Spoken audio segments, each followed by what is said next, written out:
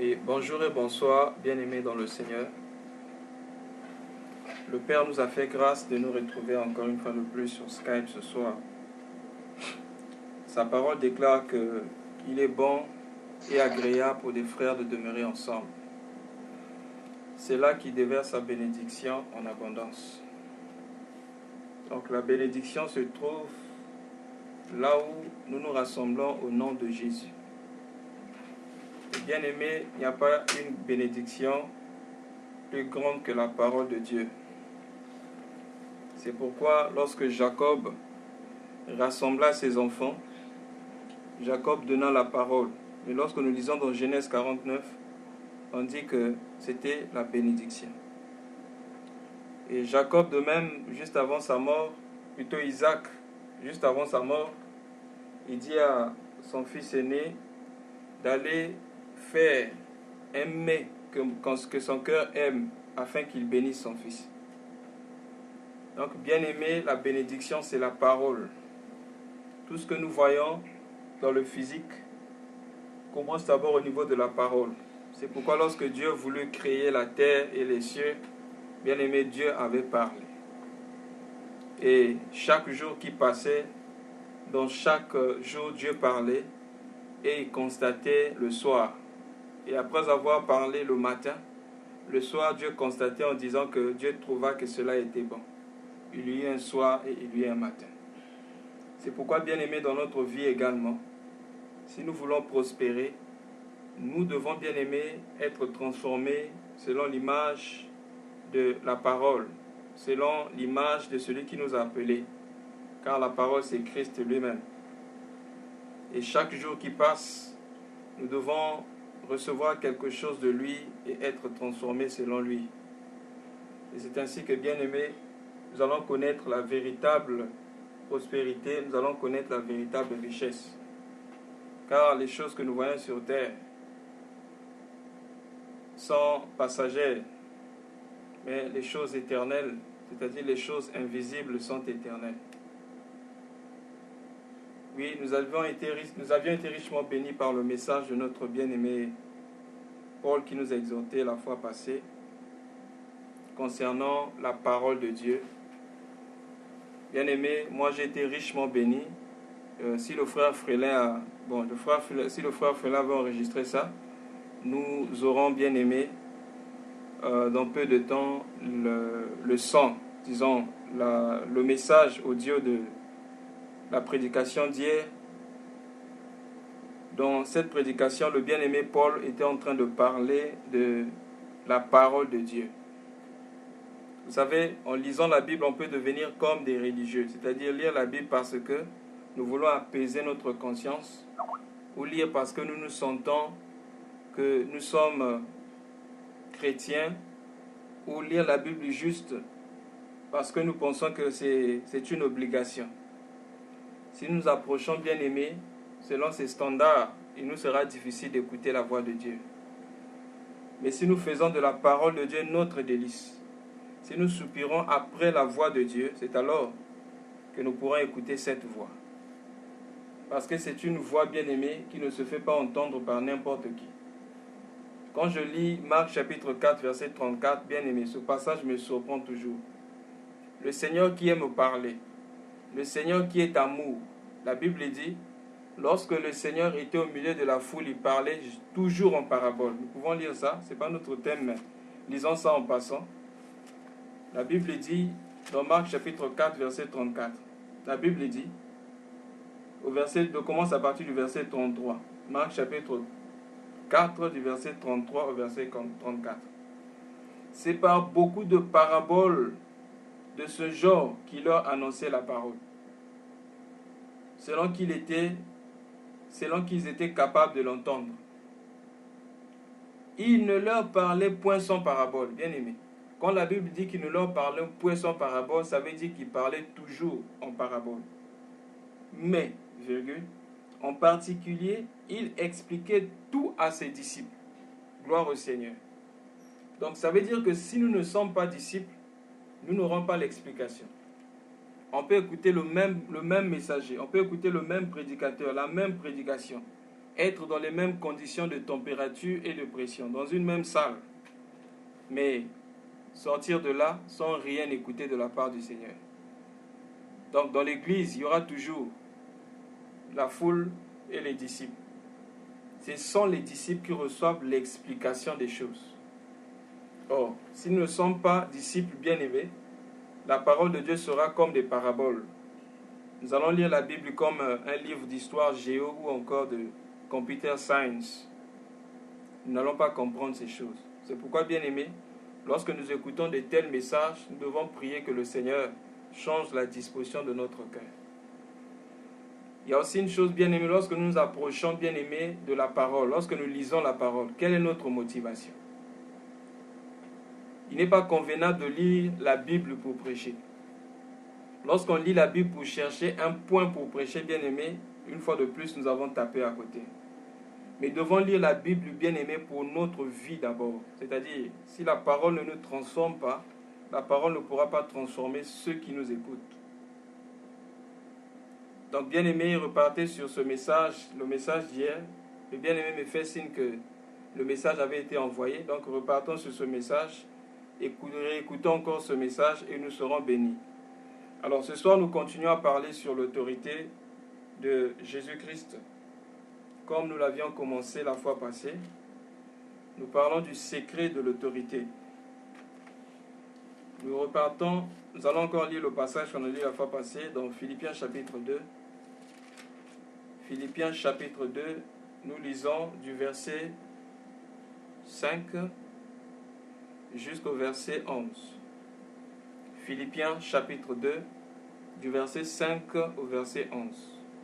La Bible dit « Ayez en vous les sentiments qui étaient en Jésus-Christ, lequel, existant en forme de Dieu, n'a point regardé comme une proie arrachée d'être égal avec Dieu, mais s'est dépouillé lui-même en prenant la forme de serviteur, en devenant semblable aux hommes, et ayant paru comme un simple homme, il s'est humilié lui-même, se rendant obéissant jusqu'à la mort, même jusqu'à la mort de la croix. C'est pourquoi aussi Dieu l'a souverainement élevé et lui a donné le nom qui est au-dessus de tout nom, afin qu'au nom de Jésus, tout genou fléchisse, dans les cieux, sur la terre et sous la terre, et que toute langue confesse que Jésus-Christ est Seigneur à la gloire de Dieu le Père. Amen. La fois passée, lorsque nous avons parlé de l'autorité de Jésus-Christ, nous avions essayé, nous avions touché le passage du centenier romain, lorsque nous avons commencé à parler du secret de l'autorité. Par rapport à l'histoire du centenier romain, nous avons dit là-bas que le secret de l'autorité, c'était la soumission ou encore l'humilité. Et nous avons dit là-bas que le secret de l'autorité, c'est le fait d'être sous autorité. C'est-à-dire, pour exercer l'autorité, nous devons d'abord commencer par être sous autorité. Le centenaire romain avait dit au Seigneur Jésus, « Moi qui suis sous autorité, j'ai des subalternes sous moi. Quand je dis à l'un, fais ceci, il fait. Quand je dis à l'autre, va par là, il va. Ainsi de suite. » Et il a dit au Seigneur Jésus, « Toi, dis seulement un mot, et mon serviteur sera guéri. » Donc, nous avons vu là-bas que le secret de l'autorité, c'était être sous autorité. Nous avons aussi parlé du Seigneur Jésus lui-même, lorsqu'il disait que les paroles que je vous annonce ne sont pas de moi, et les œuvres que vous voyez ne sont pas de moi, mais c'est le Père qui vit en moi. Nous allons continuer dans cette même perspective et voir un peu plus comment les apôtres exerçaient leur autorité et quel était le secret de l'autorité dans la vie des apôtres. La première des choses ici, puisque le Seigneur Jésus-Christ, c'est lui qui est notre exemple. En tout cas, si nous voulons bien aimer, croître dans notre vie spirituelle, nous devons prendre comme exemple le Seigneur Jésus-Christ. Car c'est à lui que nous devons regarder. Si nous voulons bien aimer connaître un régressement ou abandonner la foi bien aimée, commençons seulement à regarder aux hommes. Nous allons très vite abandonner la foi. Lorsque nous regardons aux hommes, bien-aimés, nous souffrirons du complexe, soit d'infériorité ou le complexe de supériorité. Si nous regardons à un chrétien que nous sentons peut-être moins spirituel que nous, bien-aimés, cela ne va pas nous aider à continuer à croître en esprit. Nous allons croire que nous avons déjà atteint. Mais si nous regardons à Jésus-Christ, bien-aimés, cela va nous motiver et nous allons continuer à courir. Car l'apôtre Paul a dit, je ne pense pas l'avoir saisi, mais je fais une chose. Oublions ce qui est en arrière, portons mes regards vers ce qui est en avant, et dit, je cours. C'est très important, bien-aimés. Si nous regardons au Seigneur Jésus-Christ, nous n'allons pas souffrir du complexe, mais nous allons grandir et continuer à grandir dans la foi. Car en regardant au Seigneur Jésus-Christ, nous allons vite comprendre que nous avons encore beaucoup de choses à apprendre et que si nous sommes sincères, nous allons retrouver certainement des choses qui ne ressemblent pas à Christ, qui nous conduiront bien aimés à la repentance. Donc, même pour l'autorité ici, si nous voulons avoir l'autorité qui était dans la vie du Seigneur Jésus, bien aimés, nous devons avoir en nous les sentiments qui étaient en Jésus-Christ. Dans d'autres passages, plutôt dans d'autres versions, on dit « Ayez en vous les mêmes dispositions qui étaient dans le cœur de Jésus-Christ ». Vous savez, bien aimé, le Seigneur Jésus a dit « Si vous croyez en moi, vous ferez aussi les choses que je fais, et vous en ferez même les plus grandes. » Mais pour faire ce que Jésus a fait, la Bible nous montre ici que nous devons avoir les mêmes dispositions que le Seigneur Jésus-Christ. Le constat est amer. Aujourd'hui, dans le monde religieux, lorsqu'on parle d'imiter le Seigneur Jésus-Christ, tout le monde veut directement sauter au ministère de guérison, délivrance, etc.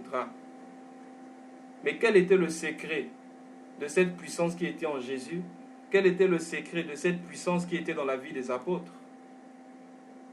C'est ce que, bien aimé, plusieurs de nous, moi en premier, que je n'ai pas encore compris, que je dois comprendre. Le secret qui était en Jésus-Christ, c'était d'abord, bien aimé, son cœur, la disposition de son cœur. Et quelle était la disposition de son cœur? En effet, le Seigneur a fait beaucoup de choses. Et lorsque nous lisons les évangiles, nous pouvons comprendre la disposition du cœur de Jésus. Mais ici, l'apôtre Paul, écrivant aux chrétiens écrivant aux Philippiens, il dit que nous devons avoir les sentiments qui étaient en Jésus-Christ. Et vers la fin, il parle de l'autorité qu'il a reçue, bien aimée, au-dessus de toutes choses. Quels étaient les sentiments qui étaient en Jésus-Christ? La Bible dit, la première des choses, c'est qu'il était, la Bible dit, il existant. La Bible dit, lequel existant en forme de Dieu, n'a point regardé comme une proie arrachée d'être égal avec Dieu, mais s'est dépouillé lui-même en prenant une forme de serviteur, en devenant semblable aux hommes. C'est-à-dire, il est devenu comme un simple homme. Donc la première disposition que nous retrouvons dans le cœur de Jésus-Christ ici, c'est que, étant en forme de Dieu, le Seigneur n'a pas regardé cela comme une proie arrachée, mais il s'est dépouillé lui-même. C'est-à-dire, il a décidé de descendre. Bien aimé, c'est très important. Il y a une différence fondamentale entre le Seigneur Jésus-Christ et Lucifer. La différence entre Jésus et Lucifer, c'est quoi? C'est que le Seigneur Jésus-Christ existait en forme de Dieu, n'a pas voulu faire, la Bible dit, n'a point regardé comme une proie arrachée d'être égal avec Dieu. Mais Lucifer, le diable, lui n'était pas comme Dieu, il a voulu monter et être comme Dieu. C'est ça la différence. Et il dit, je me lèverai au-dessus des étoiles. Nous lisons ça. C'est l'histoire de la chute de Lucifer. Nous lisons ça dans Ésaïe chapitre 14 et aussi dans Ésaïe chapitre 14 par exemple. Je lis du verset 12 jusqu'au verset 14. Ésaïe chapitre 14 du verset 12 au verset 14. Te voilà tombé du ciel, astre brillant, fils de l'aurore. Tu es abattu à terre, toi le vainqueur des nations. Tu disais en ton cœur, je monterai au ciel. Regardez bien. Je monterai au ciel, je lèverai mon trône au-dessus des étoiles de Dieu. Je m'assiérai sur la montagne de l'assemblée à l'extrémité du septentrion et je monterai sur le sommet des nuées. Je serai semblable au Très-Haut. Regardez, lui n'était pas semblable au Très-Haut, il a voulu être semblable au Très-Haut. Mais alors que le Seigneur Jésus était semblable au Très-Haut, il a refusé cette position, il est descendu plus bas, il est devenu comme les anges. Mais le diable ici, c'est-à-dire Lucifer, lui il dit qu'il va monter au-dessus des étoiles. Les étoiles dont on parle ici, bien aimé, ce sont les anges. Donc il décide de monter au-dessus de tout le monde et devenir comme Dieu. Et qu'est-ce qui s'est passé? Il a été précipité. Bien aimé dans le Seigneur. L'homme, lorsque Dieu a créé l'homme, au commencement, dans le projet de la création de l'homme, la pensée du Seigneur était que l'homme puisse avoir de l'autorité, était que l'homme puisse avoir de la domination sur toute chose. Nous pouvons prendre ça dans Genèse chapitre 1, du verset 26. Genèse 1, 26. La Bible dit, puis Dieu dit, faisons l'homme à notre image, selon notre ressemblance, et qu'il domine sur les poissons de la mer, sur les oiseaux du ciel et sur les bétails, sur toute la terre et sur tous les reptiles qui rampent sur la terre. Verset 27, Dieu créa l'homme à son image, il le créa à l'image de Dieu, il créa l'homme et la femme. Donc, bien aimé, qu'est-ce que nous remarquons ici? C'est que lorsque l'homme avait été créé au commencement, Dieu avait, en créant l'homme, Dieu avait donné à l'homme la capacité de dominer. L'homme avait cette capacité de dominer sur toute chose. Parce que l'homme avait été créé par Dieu, c'était une création directe de Dieu. Voilà pourquoi vous remarquerez que même Adam l'appelle fils de Dieu. C'est-à-dire, fils de Dieu signifie création directe. Voilà pourquoi lorsque nous aussi nous naissons en esprit, la Bible nous appelle des fils de Dieu. Bien-aimés dans le Seigneur. Lorsque l'homme était créé, l'homme avait la domination sur toute chose. Mais qu'est-ce qui s'est passé? Le diable, lorsqu'il fut précipité du jardin, c'est-à-dire lorsqu'il fut précipité de la présence de Dieu, le diable est descendu sur la terre. Le diable était jaloux de ce que Dieu avait donné, cette autorité-là, dans l'homme. Et qu'est-ce que le diable va faire? Le diable va injecter dans le cœur de l'homme le même virus qui était en lui, afin que l'homme puisse chercher à devenir égal avec Dieu. C'est là exactement que l'homme va perdre l'autorité qu'il avait. Dans Genèse chapitre 3, qu'est-ce que nous remarquons ici? Parce que, bien aimé, il y a deux sortes de messages qui présentent Dieu. Il y a un message qui présente Dieu, c'est-à-dire le diable présente Dieu, et il y a aussi un message que Jésus-Christ présente Dieu. Et bien aimé, si nous avons des yeux spirituels, en ces temps de la fin, dans les églises, 95% des églises présentent le même message que le diable avait présenté, bien aimé, à l'homme. Quel est ce message? Lisons Genèse chapitre 3. Le verset, on peut commencer à partir du verset 1 pour comprendre. La Bible dit que le serpent était le plus rusé de tous les animaux de champ que l'Éternel Dieu avait fait. Il dit à la femme, Dieu a-t-il réellement dit, vous ne mangerez pas de tous les arbres du jardin? La femme répondit au serpent, nous mangeons du fruit des arbres du jardin, mais quant au fruit de l'arbre qui est au milieu du jardin, Dieu a dit, vous ne mangerez point et vous ne toucherez point, de peur que vous ne mouriez. Ah, c'est vrai que ce n'est pas notre sujet de ce soir, mais il est important qu'on touche un peu ça. Bien aimé, nous ne devons ni retrancher la parole de Dieu, ni ajouter à la parole de Dieu. Si nous voulons facilement tomber, bien aimé, dans le péché, essayons de retrancher ou d'ajouter à la parole de Dieu. Qu'est-ce qui s'est passé ici? Lorsque nous voyons, bien aimé, le commandement que Dieu donna à l'homme, Dieu avait dit à l'homme, vous mangerez de tous les arbres du jardin, mais quant au fruit de l'arbre qui est au milieu du jardin, vous ne mangerez point. Le jour où vous en mangerez, vous mourrez. Mais regardez la réponse de la femme. La femme a ajouté au message de Dieu et elle a aussi retranché au message de Dieu. En disant, vous n'y toucherez point. Dieu n'avait pas parlé de toucher. Vous savez, on peut essayer d'ajouter à la parole pour paraître spirituel. On peut essayer d'ajouter à la parole pour essayer, bien aimé, d'attiser peut-être le cœur des gens ou créer la peur dans les cœurs des gens pour que les gens obéissent à la parole. Bien aimé, c'est Dieu qui touche les cœurs. Nous n'avons pas à ajouter à la parole de Dieu pour créer quelque chose ou donner, bien aimé, une forme à la parole. Regardez, Dieu n'avait pas parlé de toucher, mais la femme dit, vous ne toucherez point. Et qu'est-ce qu'elle a enlevé? Il dit, de peur que vous ne mouriez. De peur là signifie, vous pouvez mourir ou ne pas mourir.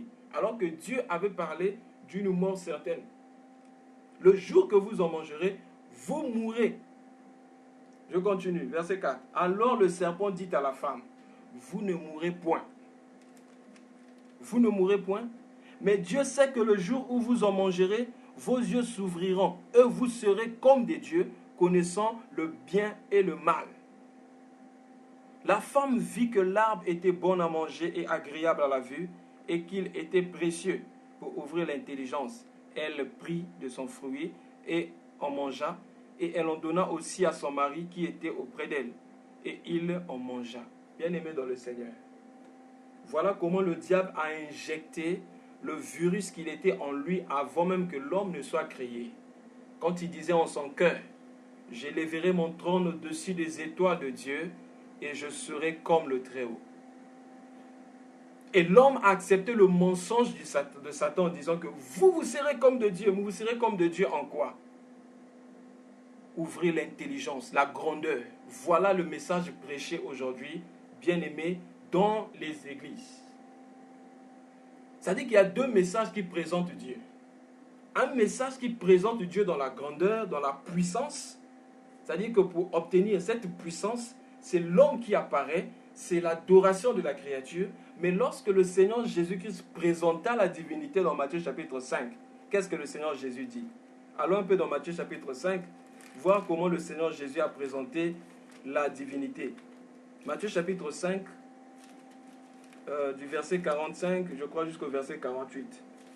Matthieu chapitre 5, du verset 45, du verset 43, excusez-moi, jusqu'au verset 48. Mais je lis seulement du verset 46 au verset 48 pour qu'on soit un peu plus rapide. Si vous aimez ceux qui vous aiment. Prenons ça dès le début, c'est mieux. Vous avez appris qu'il a été dit, tu aimeras ton prochain et tu haïras ton ennemi. Mais moi je vous dis, aimez vos ennemis, bénissez ceux qui vous maudissent, faites du bien à ceux qui vous haïssent et priez pour ceux qui vous maltraitent et qui vous persécutent. Afin que vous soyez fils de votre Père qui est dans les cieux, car il fait lever son soleil sur les bons et sur les méchants, et il fait pleuvoir sur les justes et sur les injustes. Si vous aimez ceux qui vous aiment, quelle récompense méritez-vous? Les publicains aussi n'agissent-ils pas de même?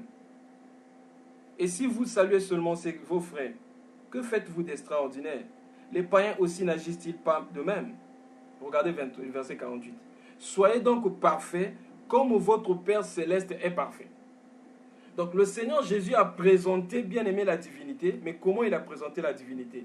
Il a présenté la divinité dans l'humilité.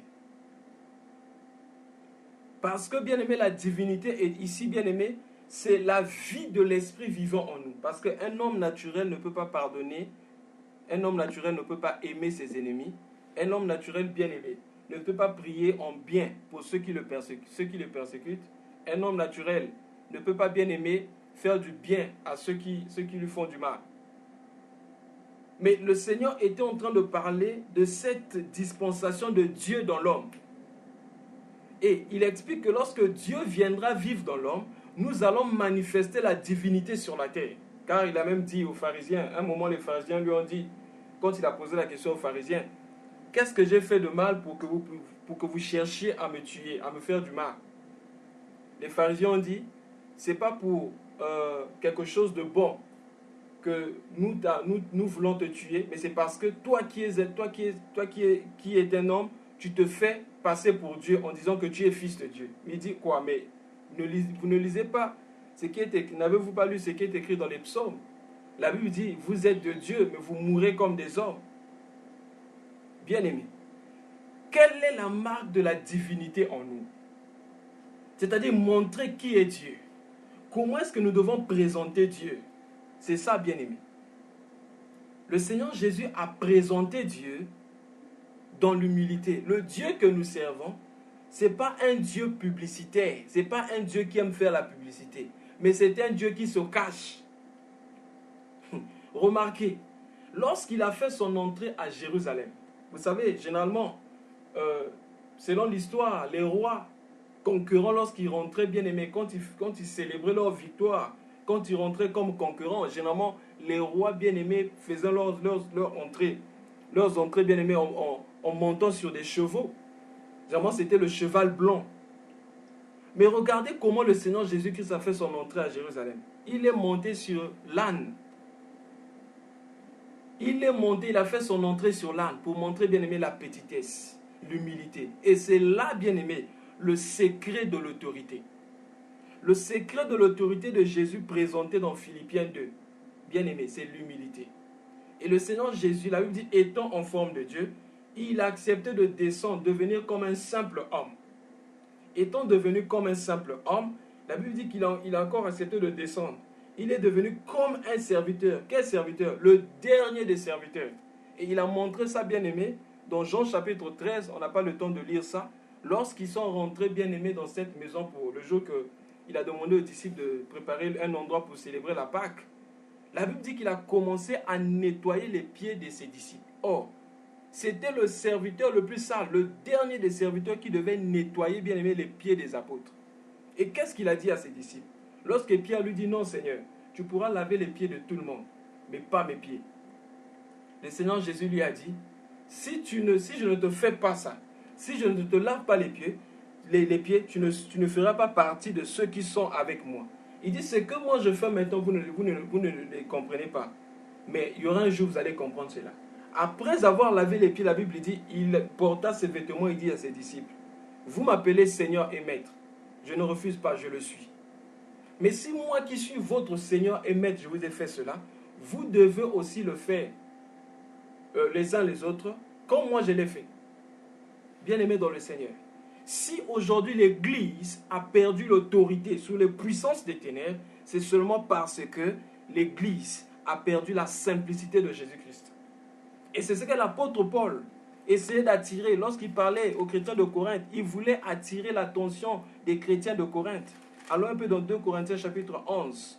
Nous allons voir cela. 2 Corinthiens chapitre 11. 2 Corinthiens chapitre 11. Nous prenons du verset 1er jusqu'au verset 3. 2 Corinthiens chapitre 11. L'apôtre Paul avait parlé de ça. Il avait vu loin ce type. Regardez. 2 Corinthiens chapitre 11. Je vais lire du verset 1er jusqu'au verset 4. Oh, si vous pouvez supporter de ma part un peu de folie, mais vous me supportez.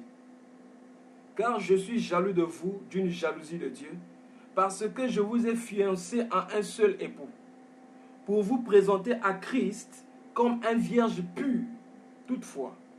Excusez-moi, comme une vierge pure, toutefois. De même que le serpent séduisit Ève, remarquez, de même, parce que le diable ne va pas changer de tactique. De même que le serpent séduisit Ève par sa ruse. Je crains que vos pensées ne se corrompent et ne se détournent de quoi? De quoi? De la simplicité à l'égard de Christ. Verset 4.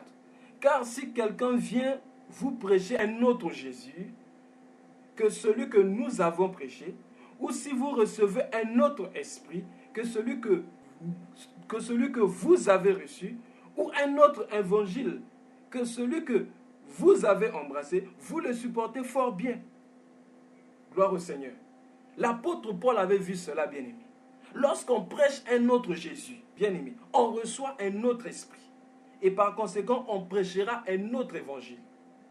Lisons les évangiles des apôtres. Lisons la vie de Jésus-Christ. La façon dont l'autorité est utilisée aujourd'hui dans l'Église pouvait être utilisée au temps des apôtres.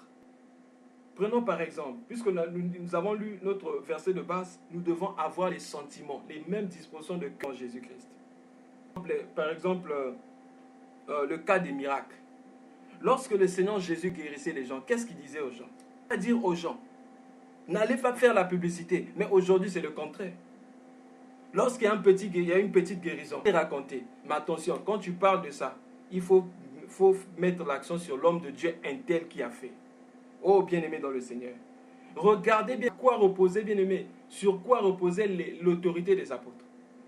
L'autorité des apôtres ne se reposait pas bien les jeûnes, les prières ou encore le donner, l'argent qu'ils déposaient dans le panier, etc. Ce n'était pas sur des choses périssables.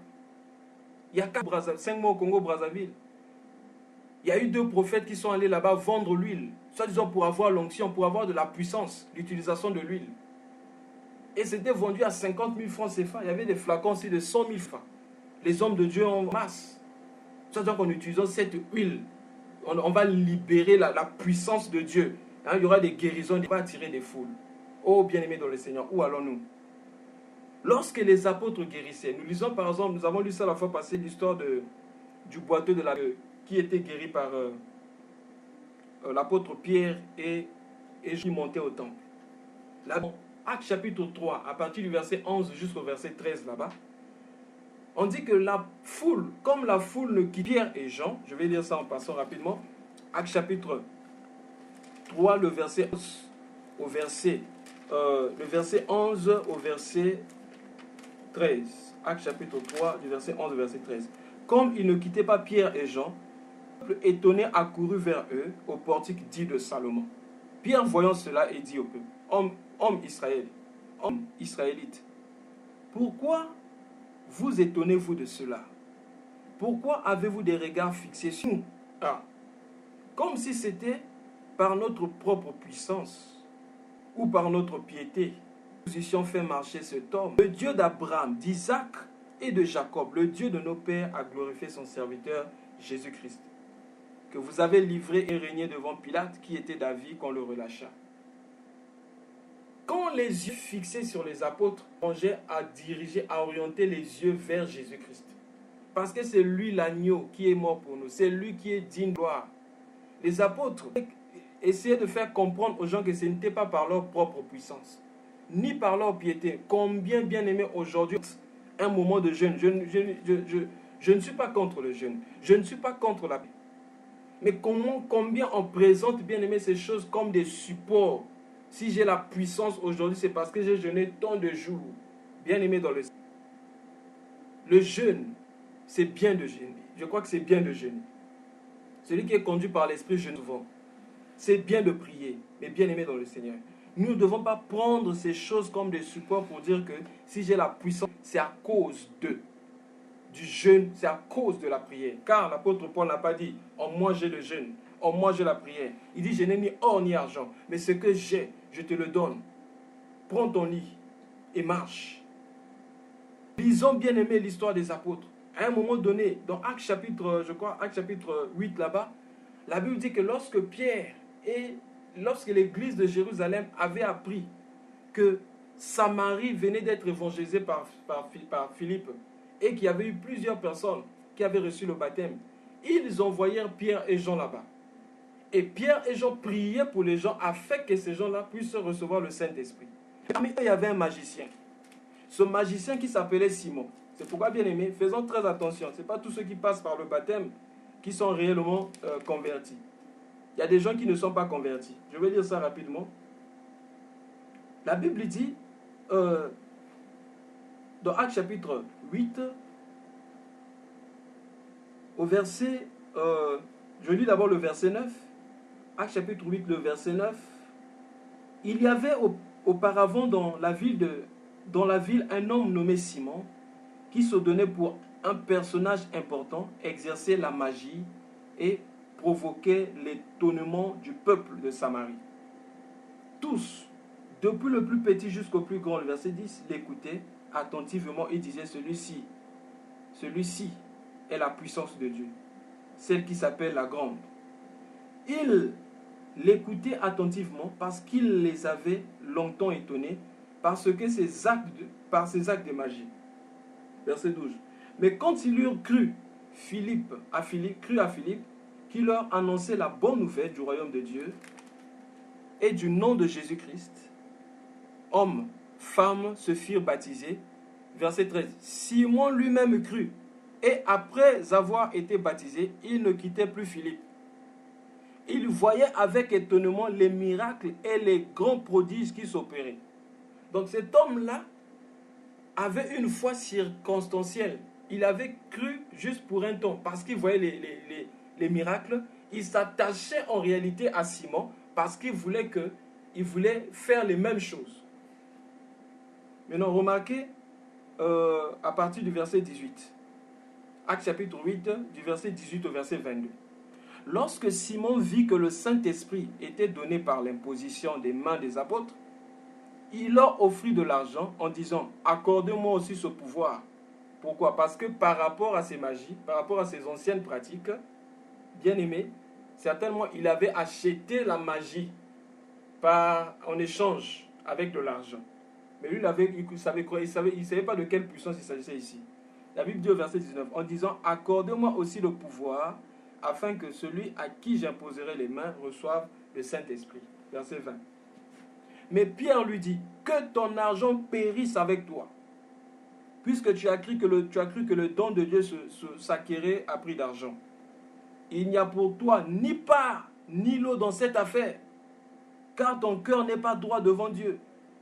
Réponds-toi donc de ta méchanceté et prie le Seigneur pour que la pensée de ton cœur te soit pardonnée, s'il est possible. » Verset 23. « Car je vois que tu es dans un fiel amer et dans les liens de l'iniquité.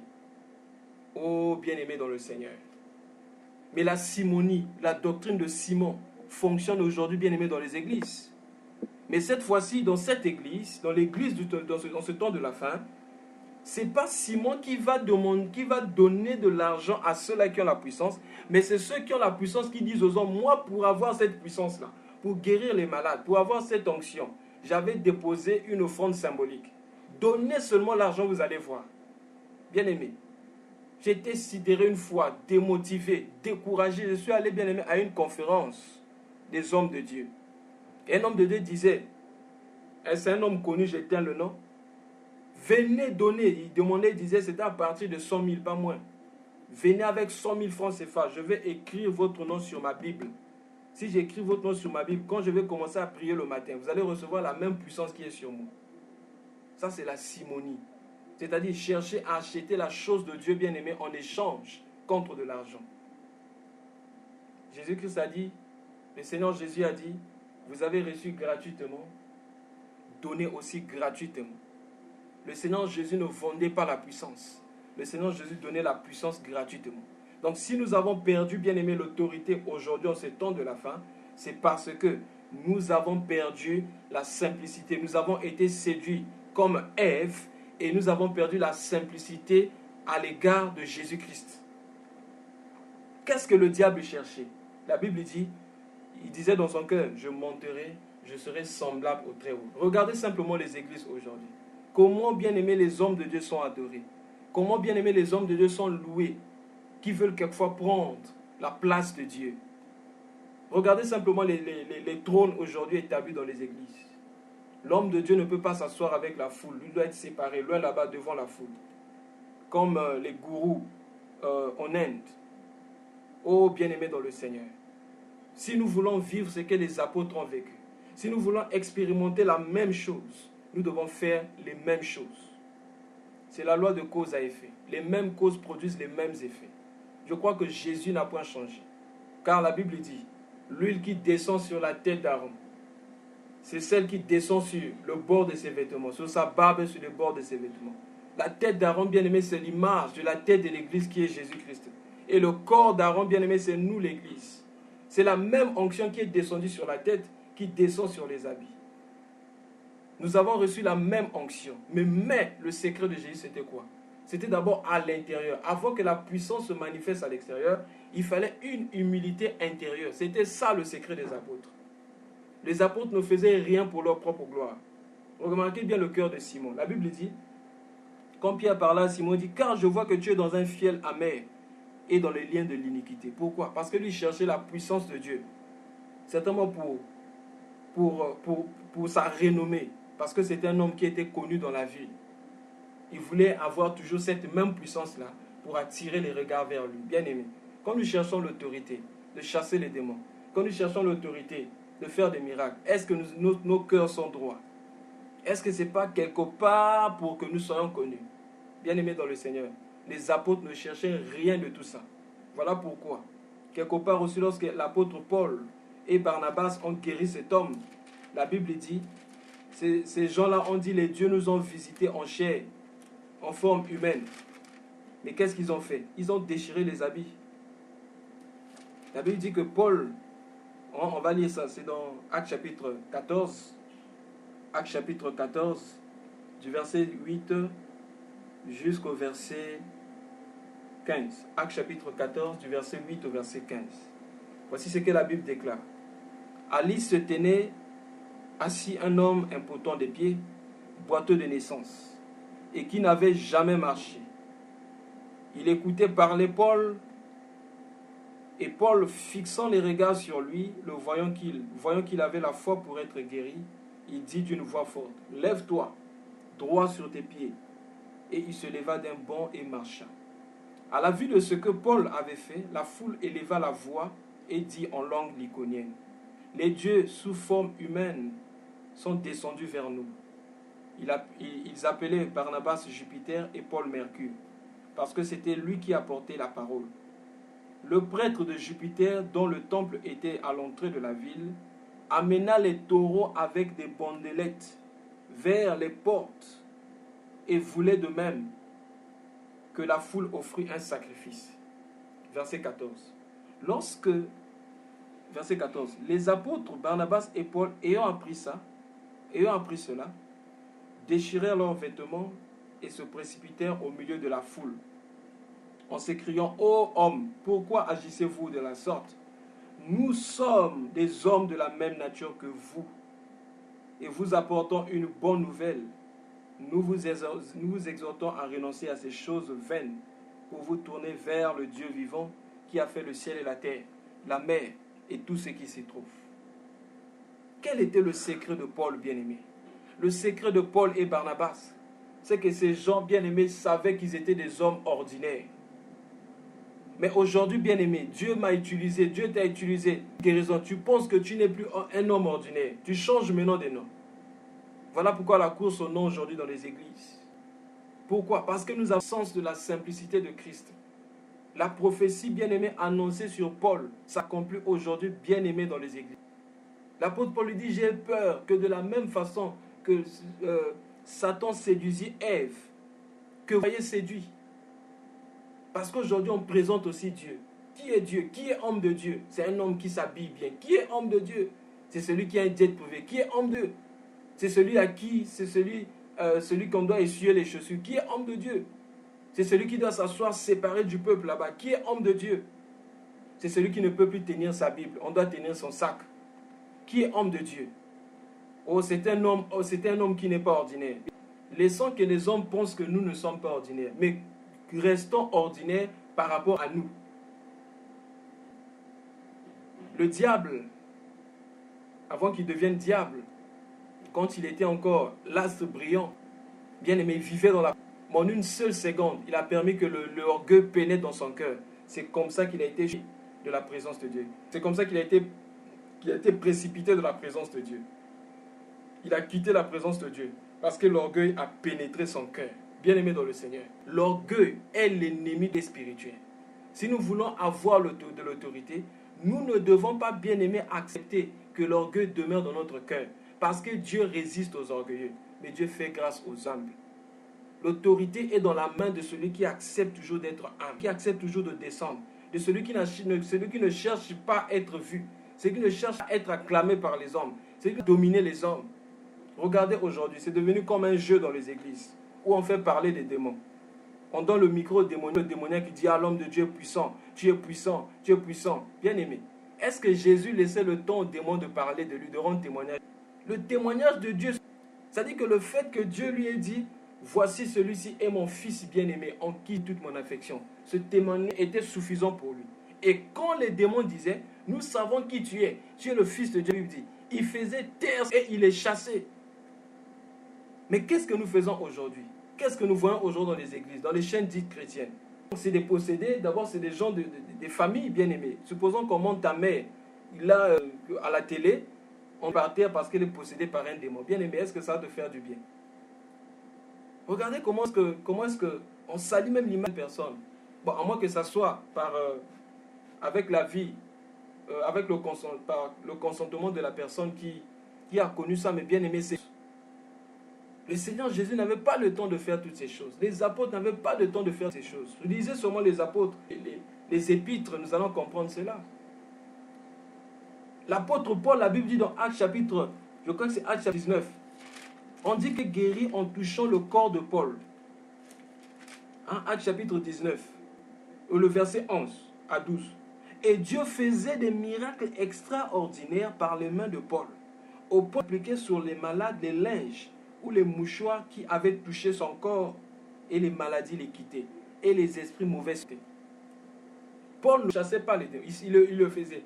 Mais il y avait des cas où il fallait seulement toucher son corps. Mais lisez les épîtres. Où est-ce que Paul a parlé de toutes ces choses? Quand j'étais à Lystre, j'ai guéri tant de malades, j'ai fait ceci.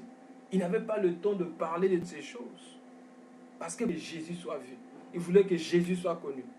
C'est pourquoi Pierre pouvait dire, c'est pas à cause de notre puissance, c'est Jésus qui a fait toutes ces choses. Et le Seigneur lui-même nous révèle cela en disant, les œuvres que vous voyez là, ce n'est pas moi, mais c'est le Père qui est en moi. Bien aimé, il a dit, comme le Père m'a envoyé, moi aussi je vous dis. Et si nous envoyons comme le Père, nous devons parler comme lui, en disant, ce n'est pas moi qui fais ces choses, mais c'est Jésus-Christ qui fait ces choses. Et gardez bien aimé la simplicité de Christ. Vous savez, lorsque le Seigneur nous utilise, quand nous devenons quelque chose aux yeux des gens, on peut facilement rentrer. Bien aimé, nous sommes des hommes de chair. Voilà pourquoi il nous convient de veiller sur ces choses. Veiller sur ces choses, de ne jamais faire choses à nos propres yeux. Mais toujours être un homme ordinaire. Le Seigneur Jésus a reçu cette puissance bien aimée parce qu'il a connu 3 niveaux d'humilité. Le premier niveau, il s'est présenté comme un simple homme. Le deuxième niveau, il est devenu esclave. Le deuxième niveau, il est devenu meurtrier. Et c'est comme ça que Dieu lui a donné le nom le plus grand. Alors, si nous de même, nous voulons avoir cette même autorité qui était dans la vie de Jésus-Christ, nous devons bien aimer. Accepter aussi de mourir. Bien aimé, dans le livre de Jean, la Bible dit que les Grecs venaient pour rencontrer Jésus. Ils ont appelé André pour dire, nous voulons voir Jésus-Christ. Dès que le Seigneur a entendu ça, il dit, l'heure vient où le Fils de l'homme doit être glorifié. Alors le Seigneur va dire, si quelqu'un veut venir à moi,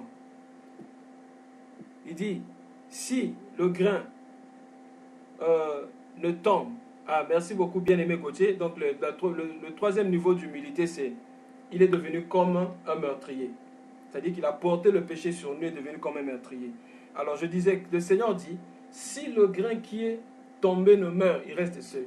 Mais s'il meurt, il porte beaucoup de fruits.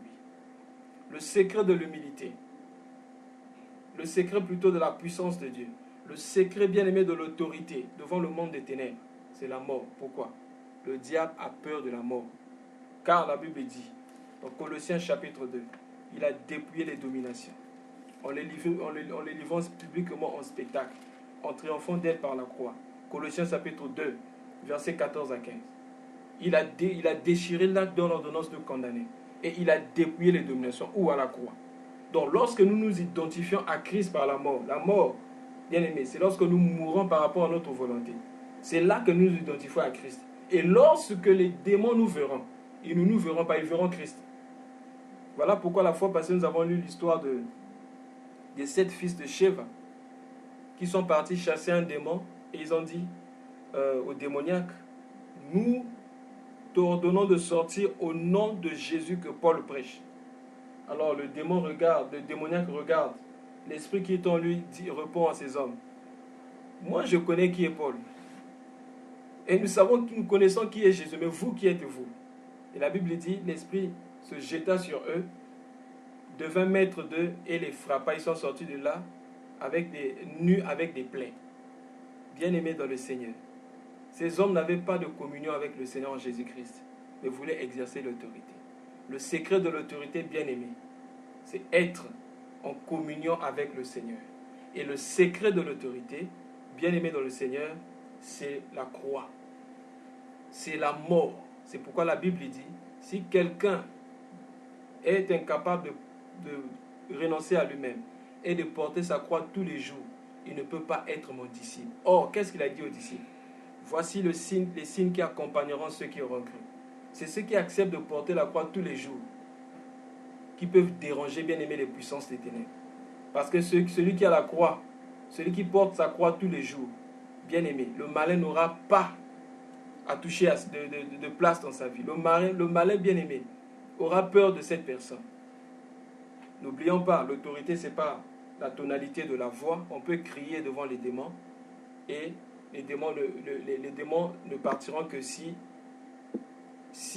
nous sommes en communion avec le Seigneur Jésus-Christ. Donc, bien aimé dans le Seigneur, les apôtres avaient un secret. Le secret, c'était le renoncement. Le secret, c'était l'attachement à Christ. Le secret, bien aimé, c'était l'humilité. Apprenons à être humbles. Et Dieu sera toujours de notre côté. Dès que l'orgueil vient, Dieu ne sera plus de notre côté. Car Dieu résiste aux orgueilleux, mais fait grâce aux humbles. Donc la seule façon d'être dans les mains de Dieu, c'est d'être humble. Aussi longtemps qu'on sera humble, on sera dans ses mains. Et la Bible dit, le Père qui me les a donnés est plus grand que tous. C'est dans Jean 10, 29. Il dit, personne ne peut le ravir de la main de mon Père. Et le Père tient ceux qui sont humbles. Ceux qui sont orgueilleux pensent qu'ils sont quelque chose à leurs yeux. Ils ne pourront pas être dans la main du Père. Parce que c'est des gens bien-aimés qui pensent qu'ils ont quelque chose. Bien-aimés, quelle que soit la façon dont Dieu va nous utiliser, ne devenons jamais quelque chose à nos propres yeux. Même si nous sommes quelque chose aux yeux des hommes, refusons l'honneur des hommes. Un jour, parce que les gens avaient vu des miracles, nous pouvons lire ça dans Jean chapitre 6, c'est là que nous allons atterrir. Dans Jean chapitre 6, nous lisons le verset 15, 14 à 15. Jean chapitre 6, du verset 14 à 15. La Bible dit, Jean chapitre 6, du verset 14 au verset 15. Ces gens ayant vu le miracle que Jésus avait fait, disaient, celui-ci est vraiment le prophète qui doit venir dans le monde. Verset 15. Et Jésus sachant qu'ils allaient venir pour l'enlever pour le faire roi, se retira de nouveau sur la montagne lui seul. Le Seigneur Jésus n'a pas accepté la royauté sur la terre. Bien-aimé dans le Seigneur. Parce qu'il savait que son royaume n'est pas de cette terre. Alors si nous sommes en Christ, nous n'allons pas accepter la royauté sur cette terre. Et il y a un message qui est entré aujourd'hui, qui a pénétré l'Église, où on fait croire aux chrétiens que quand on dit que les chrétiens doivent avoir l'autorité, c'est occuper les postes les plus élevés et avoir l'argent plus que tout le monde sur la terre. Le Seigneur Jésus bien-aimé n'a pas fait ça. À moins que cela se passe dans la Nouvelle Jérusalem. Mais par rapport à ce monde si bien-aimé, si nous croyons en ça bien-aimé, ça c'est une séduction. Regardons bien, le plus riche n'est pas un chrétien. Est-ce que notre Dieu est faible? Non. Nous avons des richesses plus que ça. Que le Seigneur nous bénisse, que le Seigneur nous donne de comprendre encore ces choses. Nous allons nous arrêter là pour aujourd'hui. Merci. Passer au volet des questions d'ajout et de témoignage. Si quelqu'un